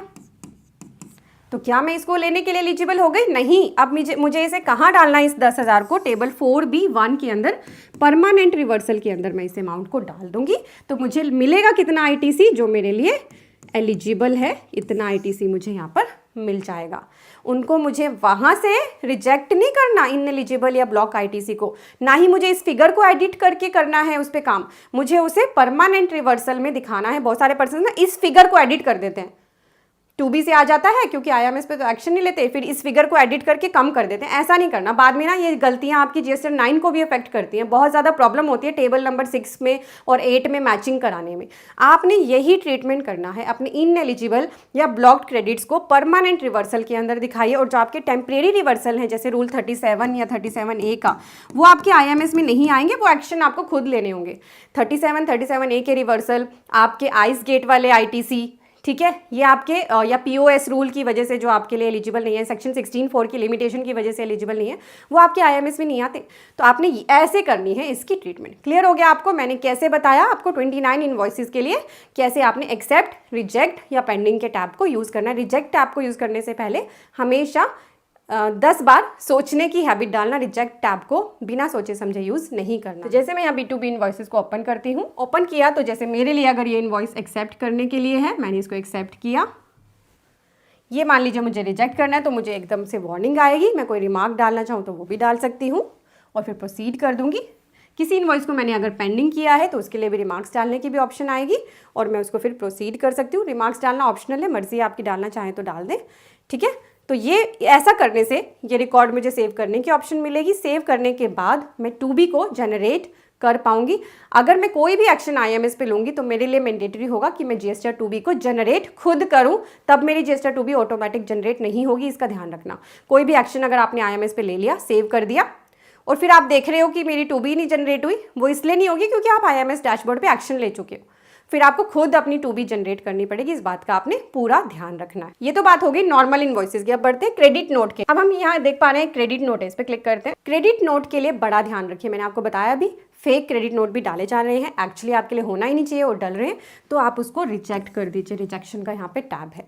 अगर आपके लिए क्रेडिट नोट बिल्कुल करेक्ट है तो उसको एक्सेप्ट कर लीजिए। और अब यहाँ पे पेंडिंग करने की भी इसको ऑप्शन आ गई है। पेंडिंग करने के लिए इसके लिए टाइम पीरियड लिमिटेड होता है, अदरवाइज IMS के अंदर जो आपने डैशबोर्ड में पेंडिंग करे हैं इनवॉइस क्रेडिट नोट के अलावा, वो आप 30 नवंबर तक पेंडिंग स्टेट में रख सकते हो। पर क्रेडिट नोट के जो पेंडेंसी है वो सिर्फ 1 मंथ, मंथली फाइलर्स के केस में, और क्वार्टरली फाइलर्स के लिए 1 क्वार्टर तक ही रहेगी। अगर आपको लगे कि मेरे लिए तो है ही नहीं, किसी ने गलत क्रेडिट नोट दिखा दिया, रिजेक्ट कर दीजिए, जिससे कि आपका ITC कम नहीं होगा और आपके लिए जिसने क्रेडिट नोट दिखाया था वो अपनी GST लायबिलिटी को रिड्यूस नहीं कर पाएगा। एक्सेप्ट कर दोगे तो आपने जिसने क्रेडिट नोट दिखाया है उसकी GST लायबिलिटी कम हो जाएगी और आपको ITC रिवर्स करना पड़ेगा। और पेंडिंग कर दोगे तो फिर अभी इस बार की आपकी 2B पर ये कोई भी इम्पैक्ट नहीं करेगा। फ्यूचर में आपको फिर इसे फर्दर एक्सेप्ट या रिजेक्ट करना पड़ेगा। तो जो फेक क्रेडिट नोट भी आजकल दिखाए जा रहे हैं ना, जो पर्सन्स का रैकेट चल रहा है या फेक क्रेडिट नोट दिखा के फ़ायदा उठा रहे हैं, वो भी कम हो जाएगा। पर्सन्स देखते ही नहीं है क्रेडिट नोट डाला, बहुत छोटे अमाउंट के क्रेडिट नोट डाले जा रहे हैं जिसका आपको पता ही नहीं चलता, ठीक है। वो इसीलिए किया जा रहा है, आपके लिए तो छोटा अमाउंट है पर वो पता नहीं कितना जुड़ के उनके लिए तो बहुत बड़ा अमाउंट हो जाता है। क्रेडिट नोट पर ज़रूर एक्शन ले, ठीक है। आप अपने IMS डैशबोर्ड को अब यूज़ करना सीखिए। इसको करने से अब हुआ क्या, आपकी बुक्स और GSTR 2B मैच होकर चलेगी। आपकी GSTR 3B के अंदर जो आप इनपुट टैक्स क्रेडिट क्लेम कर रहे हो उसमें कोई भी इशू नहीं आएगा, जिससे आपकी 3B करेक्टली फाइल होगी और आप रिवर्स चार्ज के जो ITC अवेल कर रहे हैं वो उसको आपको खुद ही एंटर करना है, इसका ध्यान रखिए, ठीक है। IMS के थ्रू जितने आपके ITC आ रहे हैं, ये है पूरा होल सोल हमारे सामने GSTR 3B का फॉर्म। GSTR 3B की ये आपको अप्रॉक्सीमेट 6 टेबल्स दिख रही हैं, जिसमें 3 जो नंबर टेबल है उसके सेपरेट पार्ट्स हैं, 3.1, 3.1.1, 3.2, ये आपकी ऑटो पॉपुलेटेड, साथ ही फ्रीज टेबल है। इसमें दिए गए डेटा को अब आप एडिट नहीं कर सकते हैं, इसे फ्रीज कर दिया गया। धीरे धीरे आपको तैयार कराया जा रहा है कि आपका डेटा लॉक हो जाए, आप उसे एडिट ही ना कर पाएँ। इसीलिए आप अपनी रिटर्न्स को इतना केयरफुली भरें कि एडिट करने की रिक्वायरमेंट ही नहीं। 4 नंबर टेबल बहुत इंपॉर्टेंट है, आपका इनपुट टैक्स क्रेडिट आपको दिलाती है। GSTR 3B की टेबल नंबर 5 में आपको अपनी एग्जाम नील या non GST inward supplies report करनी होती है। और जो ये टेबल है ना, ये इंटरेस्ट एंड लेट फीस की टेबल है। Late fees automatic GST portal calculate करता है। 3B के ऊपर लेट फी एक्टिव है। नील की 3B होने पर आपको 20 रुपीज़ पर डे की लेट फी चार्ज करी जाती है और अदर देन नील के लिए 50 रुपीज़ पर डे, जिसमें CGST SGST के लिए हाफ जो है अमाउंट है। इसकी डिटेल्ड वीडियो मैंने अभी शॉर्ट पब्लिश करी थी, आप उसे देख लेना अगर आपको GSTR 1 और 3B की लेट फी के बारे में जानना है। कैपिंग भी है इस पर। तो ये पोर्टल ऑटोमेटिक कैलकुलेट करता है लेट फी। इंटरेस्ट अगर ऑटोमेटिक कैलकुलेट नहीं होता तो ये चार्ज होता है 18% पर एनम। यानी जो GSTR 3B की हमारी डेट है, ड्यू डेट, अगर आप मंथली फाइलर हैं तो 20th तक फाइल करनी होती है एवरी मंथ, और अगर क्वार्टरली फाइलर हैं तो आपको क्वार्टरली 22 या 24 अकॉर्डिंग टू स्टेट फाइल करनी होती है। इस डेट को मिस करना मतलब आपने 3B को तो डिले किया ही, साथ ही जो टैक्स टैक्स पे करना था 3B के साथ, जो जीएसटी की पेमेंट होती थी, आपने उसे भी डिले कर दिया। अगर आप पेमेंट को डिले कर रहे हैं जीएसटी की, तो आप पर इंटरेस्ट की लायबिलिटी अराइज होती है 18% पर एनम। ये आपको डे वाइज कैलकुलेट करके गवर्नमेंट को पे करना होता है according to the tax. CGST का अलग, एसजीएसटी का अलग, आईजीएसटी का अलग, तो वो कैलकुलेशन आपकी यहाँ पर होती है और इसमें आपको पे करनी होती है। अब हम बढ़ते हैं ये सभी टेबल्स की तरफ one by one. Table number 3.1 ये है tax on outward and reverse charge inward supplies, यानी इसमें आपकी पूरी सेल, चाहे वो टैक्सेबल है या एग्जाम्प्ट है, सभी आपको रिपोर्ट करनी होती है। साथ ही आपकी एक परचेज भी आती है, ऐसी परचेज जिस पर आरसीएम में आपने टैक्स पे किया है। जैसे आपने जीटीए की सर्विस ली और आरसीएम पर उस पर टैक्स पे कर दिया, आपने लीगल सर्विस ली और आरसीएम में उस पर टैक्स पे कर दिया, वो भी आपको यहाँ पे दिखानी होती है। ये टेबल ऑटो पॉपुलेट होकर आती है आपकी जीएसटी 1 में जो आपने सेल दिखाई है उससे। तो आपको अपने जीएसटी 1 का डाटा और बुक्स का डाटा रिकंसाइल कर लेना है, तभी अपनी 3B में प्रोसीड करना। कोई गलती हो तो आप उसको अमेंड कर सकते हैं, यानी इन फिगर्स को अभी आप एडिट कर सकते हैं, बट फ्यूचर में ये फ्रीज होने के लिए आ सकती हैं। देन आपकी टेबल नंबर 3.1.1 ये ऐसे पर्सन्स के लिए है जो सेक्शन 9(5) के अंदर कवर हैं। सेक्शन 9(5) के अंदर transportation, house keeping, resto services, accommodation services को कवर किया है। जैसे आप सर्विस लेते हैं ओला की, उबर, ओयो, स्विगी, जोमेटो, ये सभी सेक्शन 9(5) के अंदर कवर होने वाले ई कॉमर्स ऑपरेटर्स हैं। आजकल इनके साथ जुड़ के बहुत सारे पर्सन्स काम कर रहे हैं। जैसे मान लीजिए राम का टैक्सी का बिजनेस है, वो टैक्सी सेल्फ अपने आप भी किराए पे देता है, साथ ही उसने अपने आप को उबर में रजिस्टर कराया हुआ है। उबर के थ्रू भी उसको जो बिजनेस मिलता है, तो जो बिजनेस उसको उबर के थ्रू मिल रहा है वो उसको इस टेबल में दिखाएगा, जो डायरेक्टली उसका है बिजनेस वो उसको यहाँ दिखाएगा। ठीक है, तो इस टेबल के अंदर इको भी रिपोर्ट करता है सप्लाईज, और जो पर्सन इको के साथ जुड़ के काम कर रहा है वो भी अपनी सप्लाईज रिपोर्ट करता है। यहाँ पे आपकी इंटर स्टेट सप्लाई, जो अनरजिस्टर्ड पर्सन को आपने इंटर स्टेट सप्लाई की है, चाहे वो कंपोजिट टैक्स पेयर्स हैं, यूआईएन होल्डर्स हैं, वो आपको यहाँ पे रिपोर्ट करनी होती है। ये टेबल अब ऑटोमेटिक आपकी आती है, इसमें आप डेटा एडिट नहीं कर सकते। टेबल नंबर 4 को हम डिटेल में अभी डिस्कशन करेंगे। देन आपकी एग्जाम्प्ट, निल और नॉन जीएसटी इनवर्ड सप्लाईज, ये ब्रेकअप आपको देना होता है। अब हम 3.1 टेबल को ओपन कर लेते हैं। इस टेबल के अंदर आपकी सेल आ जाती है पहली, आउटवर्ड टैक्सेबल सप्लाई। यहाँ पे आपकी टैक्सेबल सप्लाई आती है, ये आपकी 3B से ऑटो पॉपुलेट होती है, जैसा कि आप इस केस में देख पा रहे हैं। Then outward taxable supply zero rated, जो आपकी एक्सपोर्ट है, जीरो रेटेड सप्लाई वो आपको यहाँ दिखानी होती है। Other outward supply nil rated या एग्जाम्प्टेड, वो आपको अलग से रिपोर्ट करनी है। और आपकी ऐसी परचेज जिस पर आरसीएम में आपने टैक्स पे किया है वो भी आपको यहाँ दिखानी होती है। ये आपके 2B से भी आ जाता है, इसका डाटा नहीं आ रहा है तो आप इसको खुद भी डाल सकते हैं, क्योंकि अनरजिस्टर्ड पर्सन वाला आरसीएम है जिसका आपने खुद सेल्फ इनवॉइसिंग किया है, तो वो आपको खुद डालना पड़ेगा।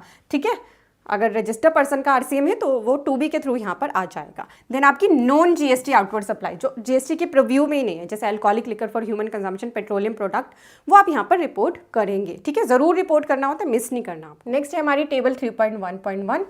तो इस टेबल के अंदर देखिए आप 2 पार्ट हैं।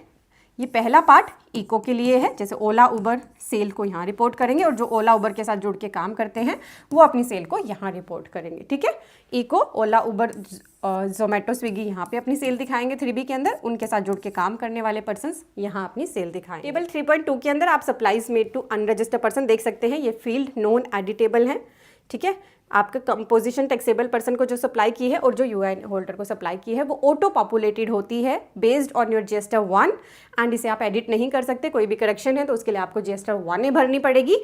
अगर अगले महीने करनी है तो जीएसटी 1 के अंदर अमेंडमेंट करनी पड़ेगी। पहले मैं आपको टेबल नंबर 5 से गो थ्रू कराती हूँ, फिर हम टेबल नंबर 4 की बात करेंगे। इसी के अंदर सारे चेंजेस हैं। टेबल नंबर 5 में आपकी है इनवर्ड सप्लाईज, कौन सी, from a supplier under composition scheme, exempt या related, and non GST supply. इनका ब्रेकअप इंटर और इंट्रा में आपको अलग अलग रिपोर्ट करना है। ये रिपोर्टिंग पर्पस के लिए आप रिपोर्ट कर दें। नेक्स्ट हमारी टेबल नंबर 4, ये सबसे इंपॉर्टेंट टेबल है, क्योंकि इसी टेबल के थ्रू आप आईटीसी को क्लेम करते हैं, और गवर्नमेंट का भी इस पर सबसे ज्यादा फोकस है, क्योंकि गवर्नमेंट के रेवेन्यू का यहीं से जो है सारा लॉस होता है। गवर्नमेंट नहीं चाहती उनका कहीं से भी रेवेन्यू लॉस हो, आईटीसी के थ्रू उनका जीएसटी कम होता है, इसीलिए इसी पर सबसे ज़्यादा रिस्ट्रिक्शंस हैं। अब ऑल अदर आईटीसी या फिर अदर ब्रेकअप्स के अंदर 2B से आपका डेटा ऑटोमेटिक आ जाता है।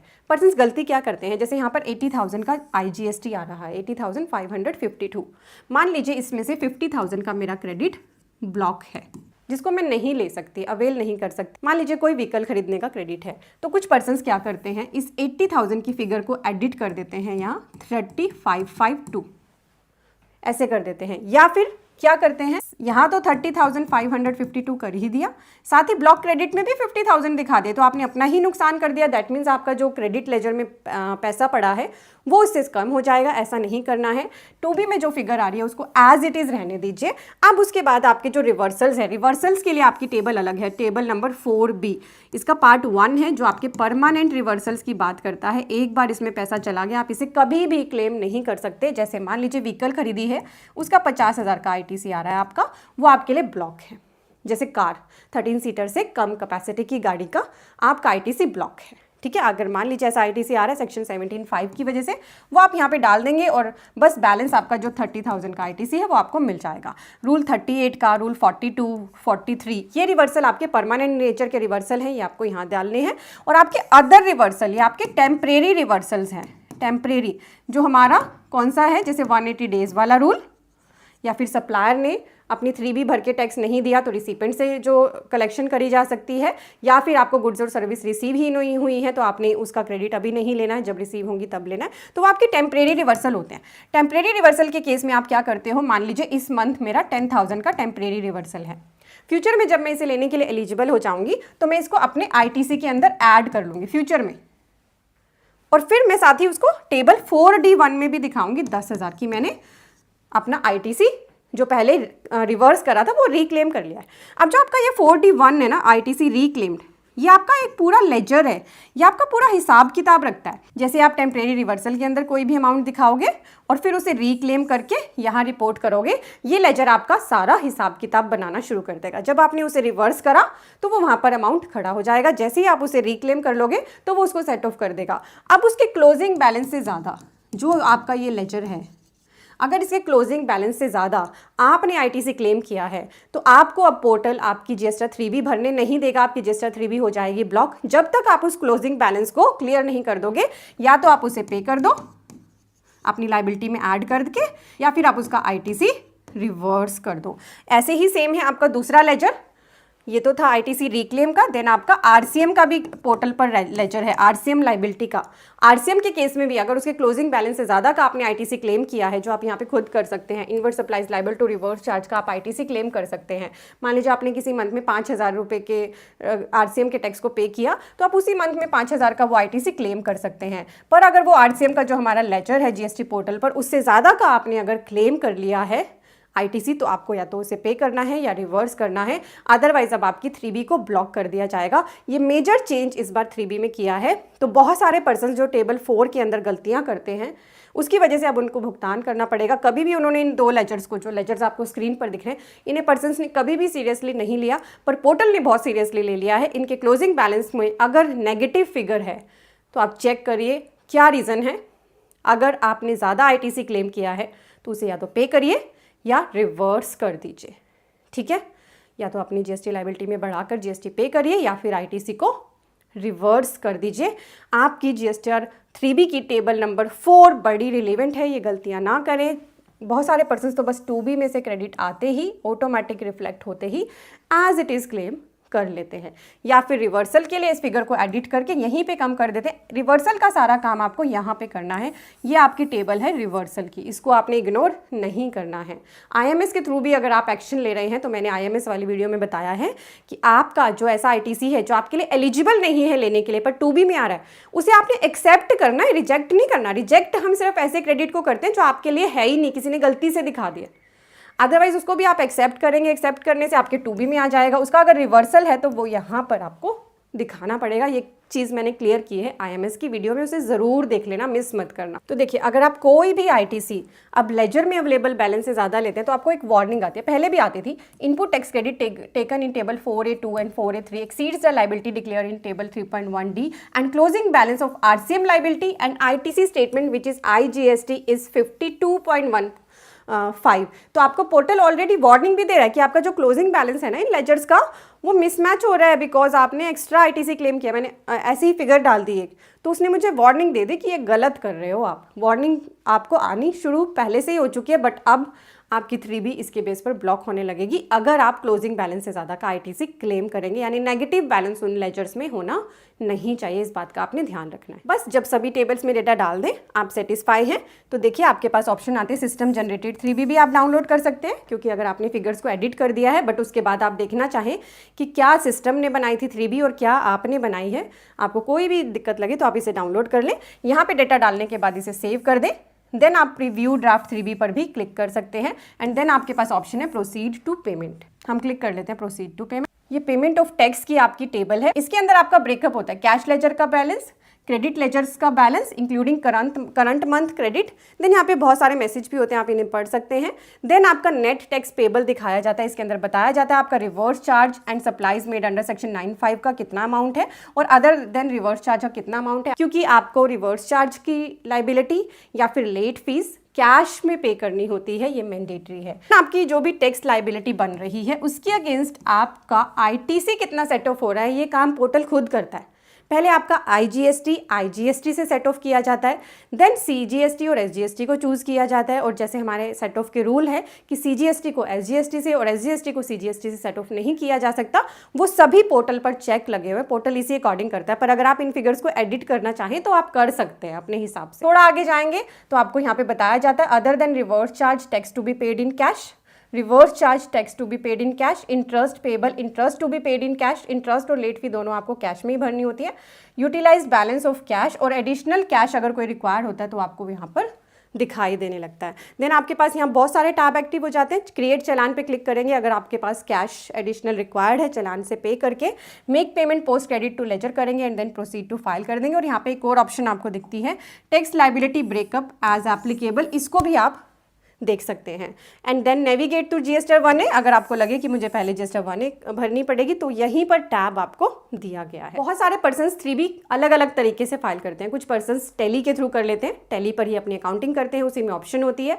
कुछ पर्सन्स डिफरेंट सॉफ्टवेयर्स भी यूज़ करते हैं। पर आपको 3B की बेसिक नॉलेज होगी, जैसे कि मैंने आपको सारी टेबल्स गो थ्रू कराई हैं, तो आप उसे पहले केयरफुली चेक करेंगे तभी अपनी 3B फाइल करेंगे, तो आप बहुत ज़्यादा बेनिफिट में रहेंगे। सबसे ज़्यादा गलती इनपुट टैक्स क्रेडिट में पर्सन्स कर रहे हैं, और अब तो इन लेजर्स का जो कंसेप्ट पोर्टल ने बनाया है कि क्लोजिंग बैलेंस नेगेटिव है तो बहुत बड़ी प्रॉब्लम है। इसकी वजह से आपको अब टेबल नंबर 4 जो 3B की है ना, उसे 4-5 बार चेक करने की ज़रूरत है। जनवरी 2026 की जो GST 3B अभी आप फरवरी में फाइल करेंगे, उसमें बहुत इंपॉर्टेंट चेंज GST पोर्टल पर आए हैं।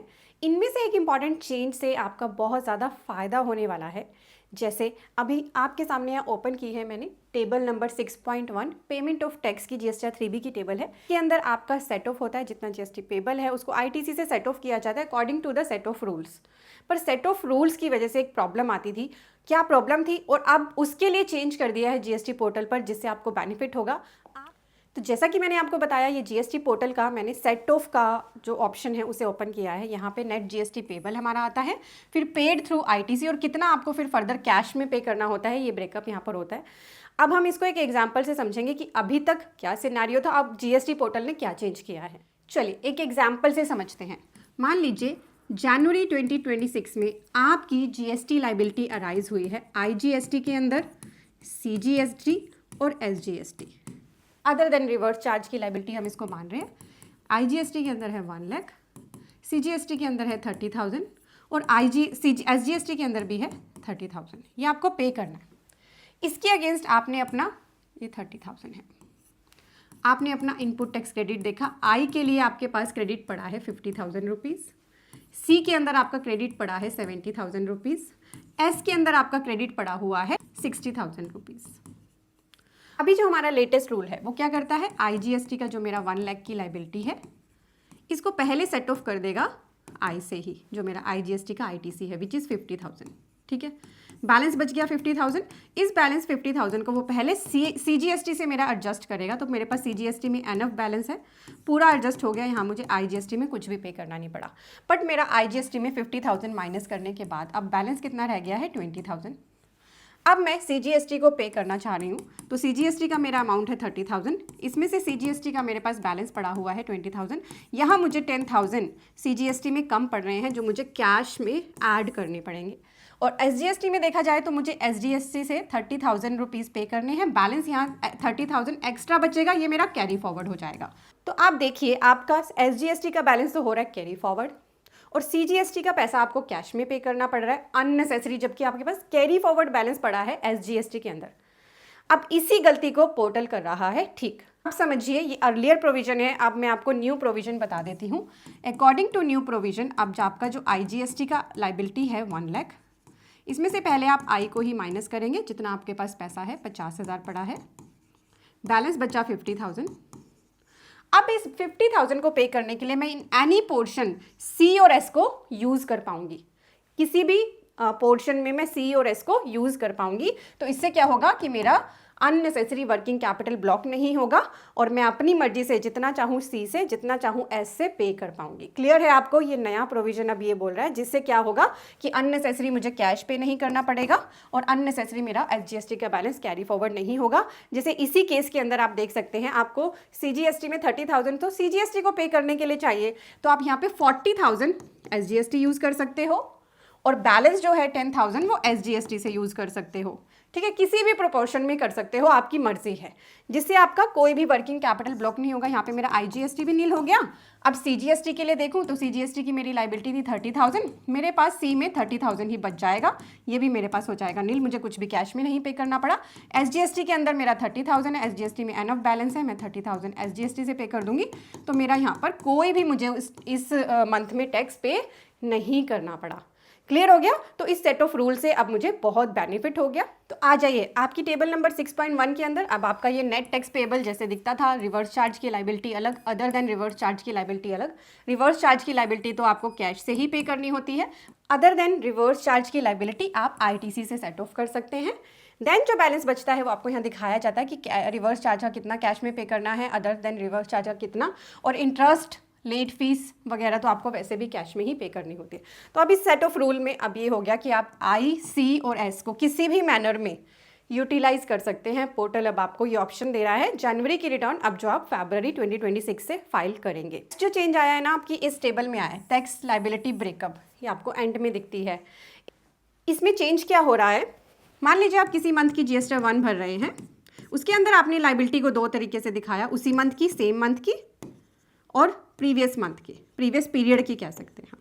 ठीक है, वो थी 80 रुपीज़ और इस मंथ की थी 120 रुपीज़। आपने 200 की लाइबिलिटी रिपोर्ट की। तो अब GST portal according to the date of invoice आपकी जो प्रीवियस पीरियड की लाइबिलिटी होगी ना, उसका ब्रेकअप इस टैक्स लाइबिलिटी ब्रेकअप शीट के अंदर अलग से दिखा देगा। इससे फ़ायदा क्या होगा, पोर्टल अब और भी स्मार्ट होने जा रहा है। पोर्टल आपकी इंटरेस्ट की कैलकुलेशन ऑटोमेटिक करता है, जैसा कि आप देख पा रहे हैं स्क्रीन पे, ये आपकी इंटरेस्ट की टेबल है। अभी भी ऑटोमेटिक करता है, पहले भी करता था, करता ही रहेगा। अब पोर्टल पे और भी ज़्यादा एडवांस फीचर आ गया है कि इस इंटरेस्ट की कैलकुलेशन करते हुए आपका जो कैश लेजर का मिनिमम बैलेंस होगा ना, पोर्टल उसको भी कंसीडर करेगा। तो इंटरेस्ट निकालते हुए पोर्टल को भी आसानी हो जाएगी कि आपने प्रीवियस पीरियड की कोई टैक्स लाइबिलिटी दिखाई है, 3B के थ्रू पे कर रहे हो, तो उसका जो इंटरेस्ट लाइबिलिटी है पोर्टल निकाल पाएगा। और साथ ही इंटरेस्ट की कैलकुलेशन अब आपके कैश लेजर को ध्यान में रखते हुए करी जाएगी। साथ ही अगर आप GSTR 10 फाइल करते हैं, जो आपकी GST की फाइनल रिटर्न है, अब फाइनल रिटर्न भरने से पहले अगर आपकी 3B लास्ट 3B में डिले था तो उसकी लेट फीस आपसे GSTR 10 के साथ रिकवर करी जा सकती है। इसमें आपको ध्यान रखना कि GSTR 10 की लेट फीस तो पहले भी आपसे ली जाती थी, यहाँ 3B की लेट फी भी आपके साथ आपके GSTR 10 के अंदर ऐड कर दी जाएगी अगर आपकी 3B लास्ट 3B डिले हुई थी। GST पोर्टल के ये सब काम ऑटोमेट करने से कहीं ना कहीं जो GST ऑफिसर्स आपको नोटिस भेजकर आपसे रिकवरी करते थे इंटरेस्ट की या लेट फीस की, वो कम हो जाएंगे इस तरह के नोटिस, क्योंकि GST पोर्टल से ही अब ये ऑटोमेशन होने लगी है। हमारी वेबसाइट CAGurujiClasses.com पर आपको ये सभी एडवांस एंड प्रैक्टिकल कोर्सेज मिलेंगे, इसीलिए विजिट करें CAGurujiClasses.com, जिससे आप अपनी जॉब पर हायर पोजीशन पा सकते हैं और खुद की प्रैक्टिस को शुरू या ग्रो कर सकते हैं। Thank you so much.